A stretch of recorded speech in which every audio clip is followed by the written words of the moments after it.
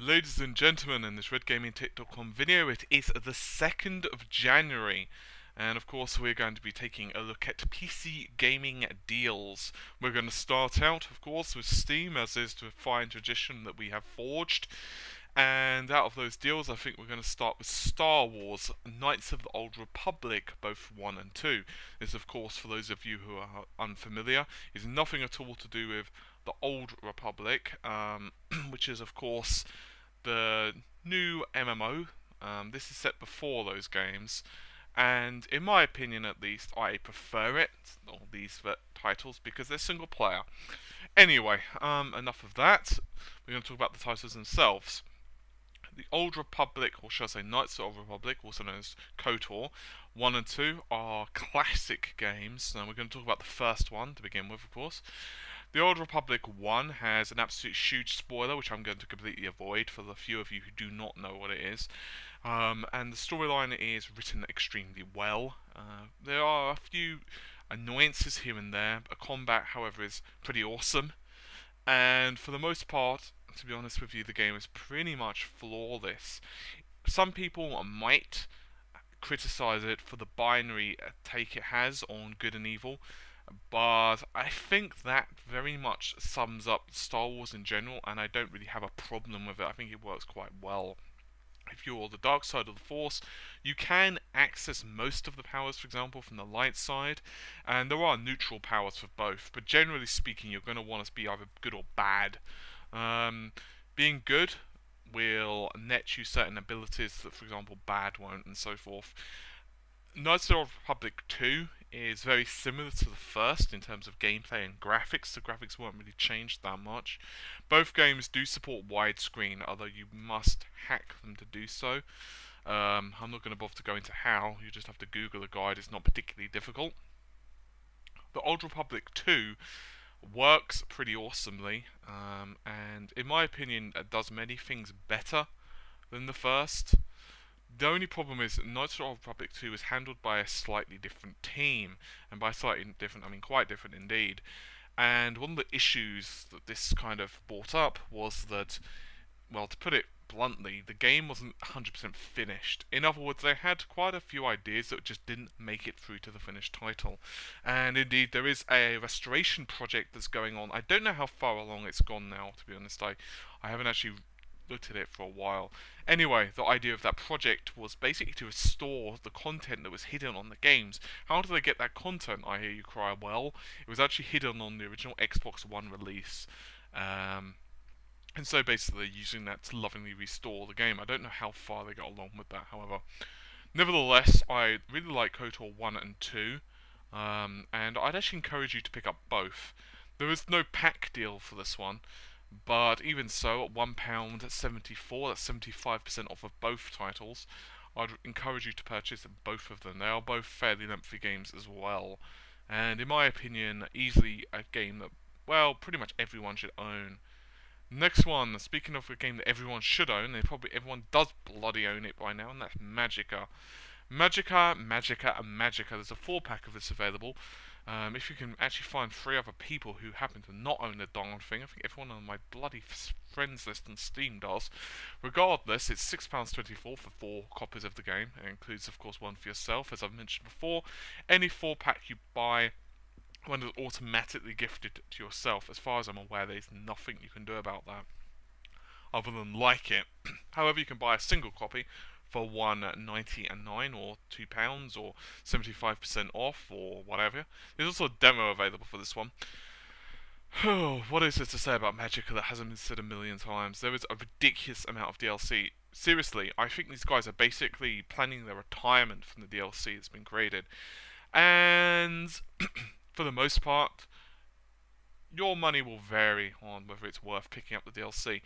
For those of you who are not sure, the best one is probably the Stars That Are Left, which basically gives you a new expansion for the game, as far as I'm aware. So yeah.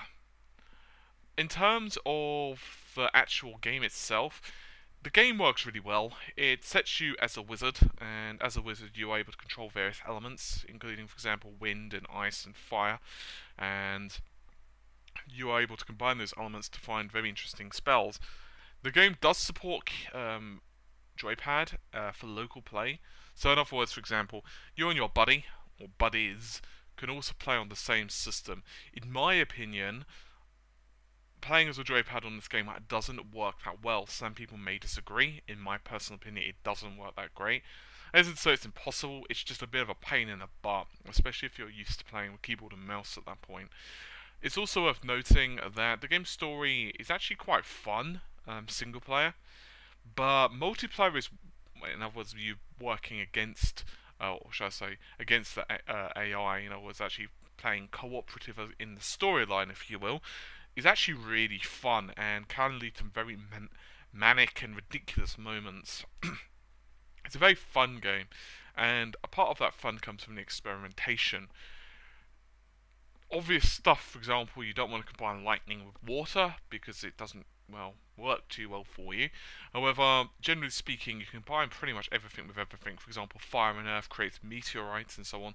Combat works fairly well for the most part, and you can, for example, if there's several of you, have one of you designated predominantly for healing, if that's your gig, another one predominantly based upon long range and so forth, another one creating shields.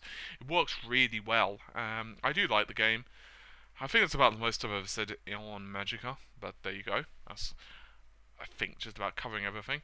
Next one, Dark Souls Prepare to Die Edition. To be honest with you, I'll let you guys in for a little secret. This is probably the worst video I've ever produced for Dark Souls. It is on RGT, but I was pretty awful at it. In hindsight, I should have really played the game a lot more before I did do the video. But nevertheless, you can get an idea of basic gameplay. You have to excuse me absolutely sucking at the game. There were some issues with this release. First of all, I'll get on with the price, which is 50% off $14.99. It's worth noting, before we jump into this, this isn't the cheapest I've seen it. And actually, I was looking in town, because I was at work today, I know, boo-hoo and all. But before I went into work, I did actually pop into a video game store, Game, in the UK. And they've actually got the same sale on for £15, as Steam currently have, at least in my store. And it seems that quite a few places, including Amazon, are doing it for about this price, so it's nothing particularly special about Steam's deal. Regardless, as I was saying, when the game was first launched, there were some issues with it. Predominantly, the PC graphics were not that great. There were some issues predominantly with the rendering resolution. It wasn't rendering at a high enough resolution. It was... I don't remember the exact resolution, but I think it's basically console resolution, which was, I believe, even sub 720p. Oh dear, yeah. Anyway, it was a pretty big travesty, and people were, well, understandably, a little bit upset. Regardless, as far as I'm aware, that's been fixed for the most part. There were also some fan-made mods. I've mentioned before in another video that this game is very unforgiving, and in playthroughs it actually can get frustrating watching because, well, the player's going to die a lot unless they're really good. In other words, unless they've played it significantly, or they're really just good at this type of game naturally, you're going to die a lot. I'm just warning you. If you're expecting your hand to be held, this is not the game for you. It's an action RPG in name only, but it really should be called a masochistic experience. On a serious note, it's a very good game. The storyline's extremely good. And it has massive areas. It has very, very cool dragons and so forth. It's a very dark, kind of forbidding game. And I don't really think I have to explain too much about this game, because I think many people know about it. It does play a lot better with controller. That's not to say you can't play it if you want to with keyboard and mouse. You can. It also does work somewhat well with well, multiplayer. That's not to say, in my opinion, it's the be-all and end-all. Anyway, I am probably boring you by now. Suffice to say, it's a very good game. It's not possibly the cheapest that I would expect it to be. I'd have liked to have seen 66% off, but it is a very good game. If you can basically, if you're the kind of player that gets pissed off or gives up easily, or you just know that, you know, you don't have the time or the willpower to keep going back even if you're dying and keep trying new things, don't get this game. It's not, you know, nothing against your character. I know some people, you know, they just want to make progress in a storyline. That's it. You know, they don't want to keep falling over every 5 seconds.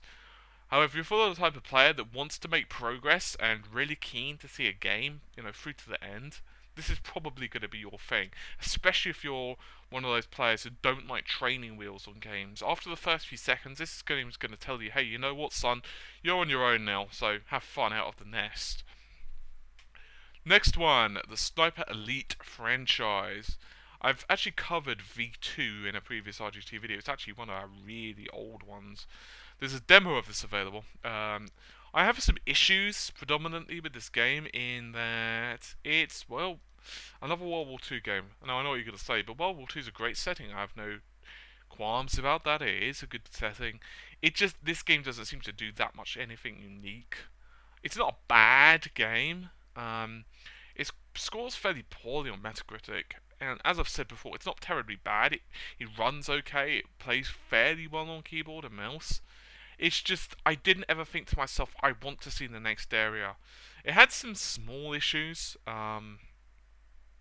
here and there. I'd recommend you check out the video, for my overall impressions. This is one of those titles I can't get excited about. I personally think for £7.49 or whatever it is in your currency, there are better purchases. It's not a terrible purchase. You could do worse with your money, certainly. You could throw it down the drain or something, but at the same time, it is not a great purchase either. Anyway, moving on. Painkiller. There's an absolutely ridiculous pack of this, which is how many? 1, 2, 3, 4, 5, 6 games. And that is $23.99 or 40% off. It's not that great of a saving. Or you could get the Hell and Damnation Collector's Edition. I've covered a couple of Painkiller games on RGT. I believe I covered Recurring Evil and both the original Hell and Damnation. I don't have anything particularly bad to say about these games. They're very much like Serious Sam in that they're not particularly taking themselves seriously with the action. And there is a ridiculous amount of destruction that you can wrought. It's just, it doesn't quite capture the feeling of old school FPS. I think one of the issues I have with it is that it feels like an arena as you're taking on the monsters and then, hey, you've killed enough things here, now you can move on. I don't like that. I like the old Quake 2 style. I used Quake 2 as an example, and Quake 1, where, you know what, okay, I'm gonna have to face, a buttload of demons from hell, but hey, if you want to do it in a different way, if you want to do it as a time run, or you want to do it, murder everyone, or you want to look for secrets. That's not to say that you can't do stuff like that. Obviously you can kill things quicker and so forth in Painkiller. I'm not saying that, but it's just the weapons on this game. It just doesn't feel as good as it should, and I know that sounds really odd, maybe to some of you, but it's kind of like, basically, the game is like a very, very hot person is saying that you can have sex with them, and that's kind of like what the game's like to me. It sounds really great in theory, but then you turn out and then you figure out the sex is just awkward, and they don't really seem to be into it that much. It's just, I don't know, it just doesn't feel right to me. And it's not a particularly bad game, as I've said. It just doesn't feel like one of those games that is as good as it could have been, and it's a shame. It feels like it's a really big missed opportunity for the last couple of games I've played, and all I think they need to do is tweak the setting just a little bit. Honestly, I think it's quite close to being really good. The graphics aren't amazing, but I can forgive that. In terms of overall gameplay, it's really close to being there. But this is the type of game where close is just not good enough. It's just not. It's not a bad game. If you're into ridiculous carnage and destruction, it's fine. You'll be okay with this. If you're looking for more, if you're looking for some real good storyline and stuff, just don't bother. If you're looking to recreate old memories, it's not bad. It's just not Quake 2. It's not Quake 1. It doesn't. To begin with, I did think it was going to be that, and it's not. It's not bad. It's just not as good as it could be. Anyway, I've rabbited on enough about that one. Next one is Tomb Raider. There's an absolutely massive set of these games, and you can get all of them. He says as he ninjas a drink because he's ridiculously thirsty. You can get all of them, which is how many games now? 1, 2, 3, 4, 5, 6, 7, 8, 9. I can count me. I should have probably counted that before, but never mind. Anyway, you can save £6 at 67. No, £5. I'm sorry, 67. I have to get my eyes checked. £5.67 is what you save for £10 for all these games. Each one, on the other hand, is £1.74. There are some good games here, and there are some lemons here. Now, obviously, the new Tomb Raider is going to be released soon, but let's not talk about that for the moment. Let's instead talk about the old ones. The old Tomb Raiders are classics, and in my opinion, all of them are good. I know some people have issues with the way the game was put together, and in my opinion, the design's really aged now. It's not to say it's bad design. It's great for then. It's just now, I don't know. Tomb Raider 3 I just couldn't get into. I'll just be honest. I played a lot of 1. I completed number 1 and 2. But number 3 I just couldn't. I think that's when, for me, the series was just like, not into this, bro. Sorry. I didn't really play The Last Revelation, I'm sorry. And, well, Chronicles I didn't play either, I don't think, as far as I'm aware. I think I played it very, very briefly. And Angel of Darkness was released on the PS2. And it was a fantastic... Oh, wait, no, it wasn't. It was a terrible game. Don't touch Angel of Darkness. Now, I know what you're going to say. So, hey, all of these games suck. No, I'm not saying that. Tomb Raider 1, 2, and 3 are very good games. In my opinion, Tomb Raider 2 is probably the better of the games. If I had to pick one, if you put again against my head, I really like a couple of them, actually. I really like Legend. I thought Legend was really good. I thought it was a pretty good, unique game. And think of Anniversary as basically a remake, actually, of the original title. It's basically Tomb Raider 1, but remade. That's how you could really look at this. It's a good game, though. It is a good game. And I really like it. It's maybe not as amazing looking as what you would imagine it to be, but then it was released, what, June 2007, so it's not exactly new. There's a demo of this available, however. And Underworld's not bad either. It's not bad. It's actually got some really awesome underwater sections. I actually finished this, and also a demo of this. So there's a couple of good picks in that lot. So yeah, what else have we got on today's fun, happy times? Yes. Well, we got Mass Effect that I've talked about ad infinitum, so I'm not going to bother to talk about that again. Other than it's a good game, go ahead, get it, whoop-de-doo, and so forth. There's Metro 2033, very good game. There's another one coming out soon. It's £3.74, not a bad price. Actually, they were giving it away on Facebook just a while ago.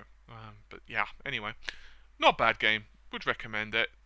There's also Dreamfall. I haven't played this, although I've heard mixed feelings about it. There are 2 of them, but they're fairly old now. I honestly would say that I don't really know much about them. They've never really looked like my thing. Although it appears that The Longest Journey is more acclaimed than the other. Yeah, you might want to get it, who the hell knows. Not my thing. Skyrim's currently the community's choice. I was shocked it actually got picked. I'm amazed anyone's left to buy bloody Skyrim, to be honest with you. It's kind of like, I don't know, Amnesia or something similar. Anyway, there are some good deals on a few other websites, however, before we close this up shop. What else have we got? Ah, yes. Good Old Games has some really good deals. There's actually a shit ton of deals on their current deals list. About 21 hours remaining on that, including Dungeons and Dragons deals. Actually, Witcher 2, Assassins of Kings. It was on sale on Steam, but nevertheless it's back on here for $7.49, which isn't a terrible price at all. They've also got Daedalic Adventures, FTL, 50% off, that's $4.99. It's a really good thing for us Brits, because we actually get to pay in dollars here. And you know what? As soon as I get to pay in dollars, I love my pound. As soon as I get paid in pounds, I hate my pounds. However, a really good one is the Bullfrog favourites, including Dungeon Keepers 1, 2, and Syndicate and Theme Hospital and Magic Carpet. An interesting little fact, however, I'm having some issues running Dungeon Keeper 2 on my Windows 7 system. I have a feeling I'm being a chimp. And I have a feeling that it's because I was editing the registry file, trying to get it to run in a decent resolution. But nevertheless, it caused the game to not like to respond. That's basically what happened. I think it does run fine with Windows 7. But there you go. Anyway, I'm not going to go too much into that one. And also there's some reasonable-ish deals on Green Man Gaming. Devil May Cry 1 is, 4, I'm sorry, is still £1.69, which you can actually apply 30% off. I've mentioned this before, you can get for about £1.20, whoop-de freaking do. You can get Super Meat Boy £3.25. Once again, all of these games you can apply, as far as I'm aware, the 30% off. So Super Meat Boy can actually become fairly reasonably priced. One of the better deals, however, in my personal opinion, would be Jet Set Radio. It's available right now for £2. That's not including the 30% off. So, Jet Set Radio is a fairly decent game, honestly. It's not my thing because I don't like games like Tony Hawk's and Jet Set Radio. I'll just be honest. Then it's just never interested me. It's always made me bored. Other people love them, so there you go. You might want it if you're a fan of the original, which I believe was released on the Dreamcast to begin with, or if you just want to try out a game just for the shits and giggles. You could try this game out. It's not bad. It's just not my thing. There is a video of it on Red Gaming Tech. As I said, it wasn't particularly my thing, but it is a reasonable game, and it's got an okay port. Not a bad port. Not a great port, but not a bad port.